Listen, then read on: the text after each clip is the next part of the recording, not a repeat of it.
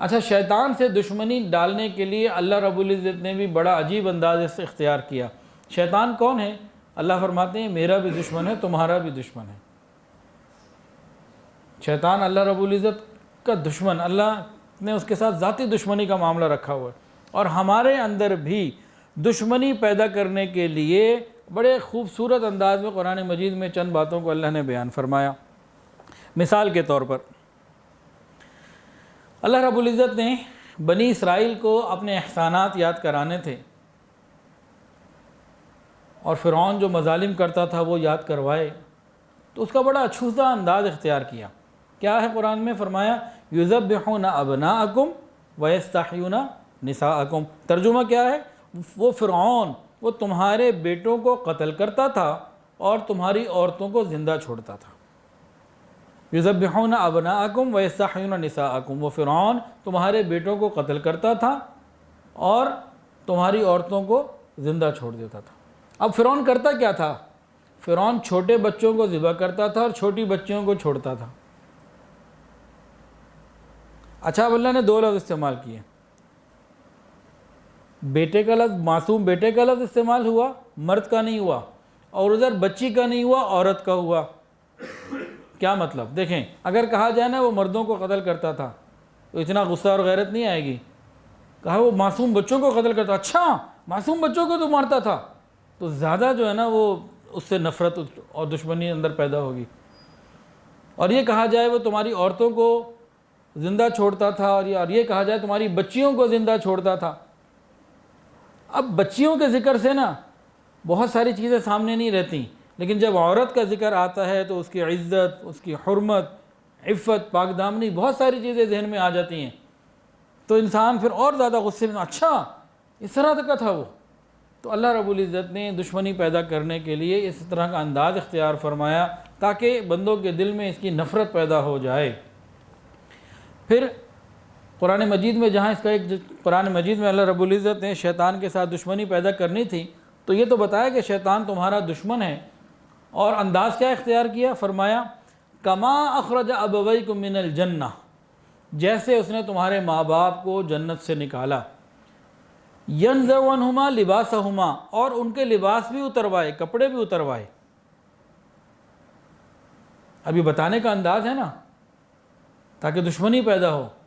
کسی کو کہا جائے بھئی یہ تمہارے ماں باپ کے دشمن ہیں، اور یہ وہ ہیں جو کپڑے بھی تمہارے ماں باپ کے اتروائے۔ اب بندے کو غصہ آتا ہے، اچھا اتنا بے غیرت ہے، اتنا بدتمیز، اتنا یہ خبیث آدمی ہے کہ ماں باپ کو نکلوایا بھی، گھر میں بھی رہنے دیا اور کپڑے بھی اتروائے، تو غصہ پیدا ہوتا، طبیعت کے اندر غیرت آتی ہے۔ تو اللہ رب العزت نے ان جذبات کو پیدا کیا تاکہ غصے کی لہر دوڑ جائے بندے کے اندر، اور میرے بندے میرے بن کر رہے، شیطان کے بن کے نہ رہے۔ اچھا، اللہ رب العزت کو شیطان سے ذاتی دشمنی ہے، تو اللہ رب العزت نے شیطان سے بچنے کے لیے انسان کو اپنا ذاتی نمبر دیا، ذاتی نام دیا کہ دیکھو ذاتی مجھ سے رابطہ کرنا، مجھ سے ڈائریکٹ رابطہ کرنا، میں تمہیں بچا کے دکھاؤں گا۔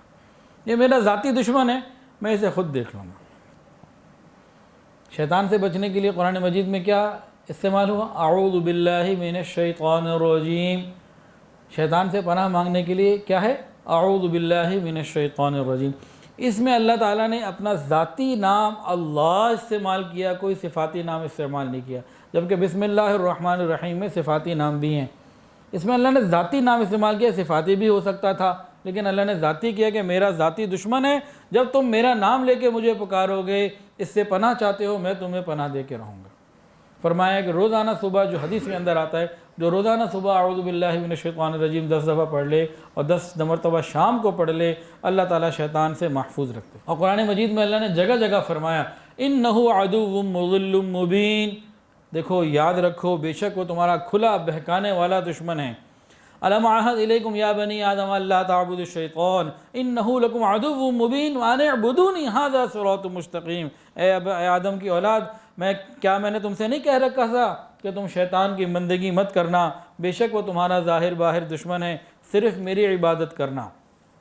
اور کہیں فرمایا ولا یغرنکم باللہ الغرور، اور وہ تمہیں اللہ کے ساتھ دھوکہ دینے والا دھوکہ نہ دے۔ تو اللہ نے کئی جگہ فرمایا کہ یہ تمہیں دھوکہ دے گا، اس سے بچنا ہے۔ ایک اور بات قرآن مجید میں اللہ نے فرمائی، ان عبادی لیس لک علیہم سلطان۔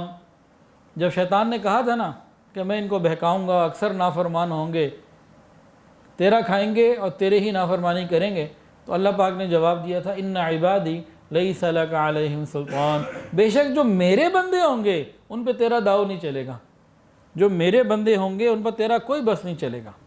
اس کا کیا مطلب ہے؟ جو اللہ کے بندے ہیں کیا ان سے گناہ نہیں ہو سکتا؟ نہیں، ایسی بات نہیں ہے، غلطی ہو سکتی ہے، بشری تقاضے کے تحت کوئی بھی غلطی ہو سکتی ہے۔ مطلب یہ ہے کہ میرے بندے ایسے ہوں گے تو ان سے ایسا کوئی گناہ نہیں کروا سکے گا کہ توبہ کی طرف لوٹ کے ہی نہ آئیں، ان کی معافی ہی نہ ہو۔ اگر کوئی غفلت سے ایمان والے گناہ کر بیٹھیں گے، وہ توبہ کر لیں گے، میں ان کو معاف کر دوں گا۔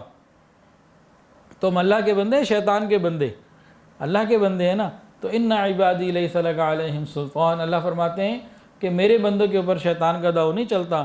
تو ہم بھی اللہ کی یاد کو لازم پکڑیں۔